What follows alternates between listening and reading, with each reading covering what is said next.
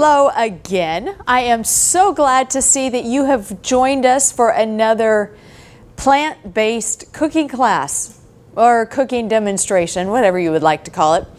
This afternoon we're going to do a loaf, but I'm also going to show you how you can do something different than just making it into a loaf pan. One thing I really like about this recipe is that no matter what you probably have in your kitchen, you can make the loaf. So the ingredients I have, if you're going, I don't have that, well, know what you probably have is in here, and I'll give you examples as we go along. But it's called one-of-a-kind loaf.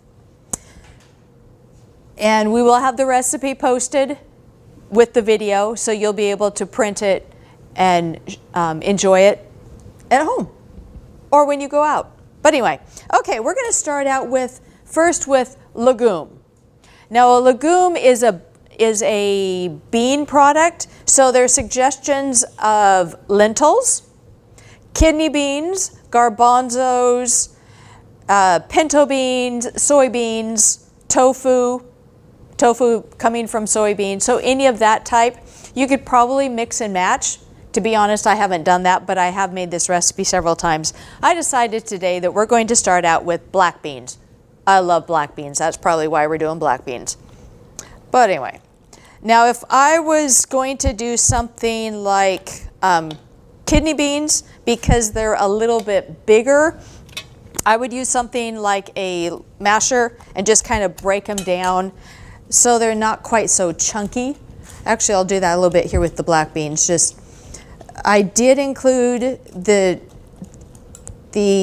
juice. I just dumped the whole can in here because it does call for liquids. So I figured the little bit of juice in here, and then it will also add some extra flavor to it. And then we need some type of grain. I have chosen whole wheat breadcrumbs. You're probably going, where am I going to get breadcrumbs? Well, when you buy your whole wheat bread at the grocery store, or if you make your bread like I do, I just take the ends and put them into a baggie and put in the freezer. And so then I end up with ends of bread. Or maybe your family hasn't eaten the whole loaf and you're going, I don't want it to go bad, so you put it in the freezer. Well, then you can take those out, let it unthaw, stick it in a blender, and blend it up. So that's what we have here, is about 1.5 cups of breadcrumbs. Now you could also use quick oats, rolled oats, cooked brown rice, cooked millet, great nut cereal, whole grain cereal flakes, chopped up whole wheat croutons, any of those. All right, we're going to stir this up just a little bit. And then we need a liquid. I have chosen, I thought the tomato juice would go well with the black beans, but you could also use, I don't have this memorized, so maybe you've cooked some vegetables and you've got some leftover vegetable broth or juice from your cooked veggies. You could do that. Plain soy milk or oat milk. I would not use flavored or sweet. So just a plain, unsweetened, V8 juice, any of those type. So here goes 1.5 cups of tomato juice. And then we need some type of nuts. You could use pecans or sunflower seeds or almonds or cashews, anything like that. I happen to have walnuts, so we're putting in 1/2 cup of walnuts. Then as this bakes, it's going to need some kind of binder. It will kind of stick together, but it will need a binder. So a binder could be a couple tablespoons of whole wheat flour, gluten flour, potato flour, any of those kind of items, tapioca, minute tapioca, you know, the instant kind that you can buy in the red box, or cooked oatmeal. This morning I put some oatmeal and water in the microwave, let it cook for a couple minutes, and I have oatmeal. It will hold it together. Stir it up. And then we need something to flavor it a little bit. Now this would probably be okay just by itself, but it needs a little bit more. So we're going to put some seasonings. There's a whole list of seasonings in this recipe. You could even add your own style, like I'm going to rattle off. Here we go. Cumin, sweet basil, Italian, oregano, parsley flakes, rosemary, sage, all-purpose seasoning, celery salt, garlic or onion powder, nutritional food yeast, Vegex, liquid aminos, etc. Well, I think I have parsley and oregano, garlic and onion. Sprinkle it in. And speaking of onion, gotta have onions. Gotta have, well, that's my opinion. I do have friends who don't like onions. They're missing out. Okay, and the last thing is a little bit of garlic. Stir it up.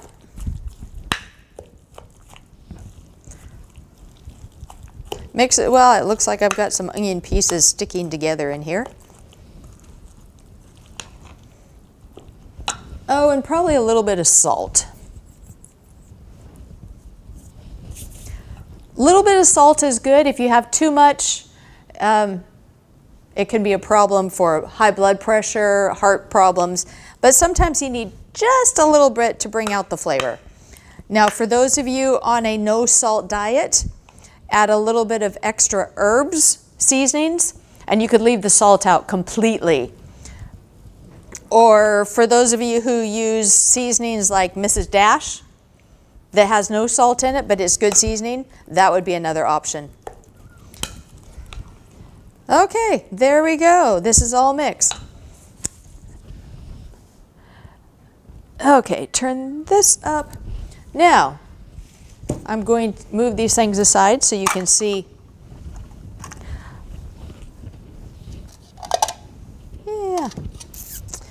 All right, I have one loaf pan that is sprayed. I'm going to pour this in.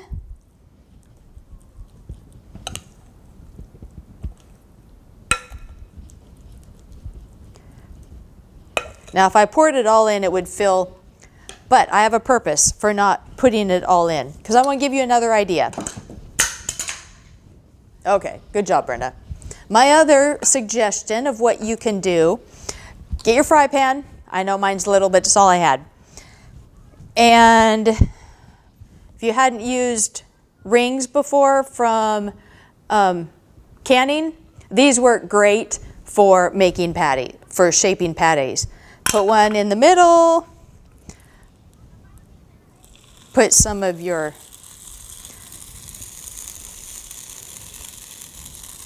okay, there's one. Let it fry. And I've got just a little bit too much moisture in here, so it's going to run just a little bit, but that's... When you make the recipe, you probably will come up with ways of making it better, making it to be the way that you want it for your family.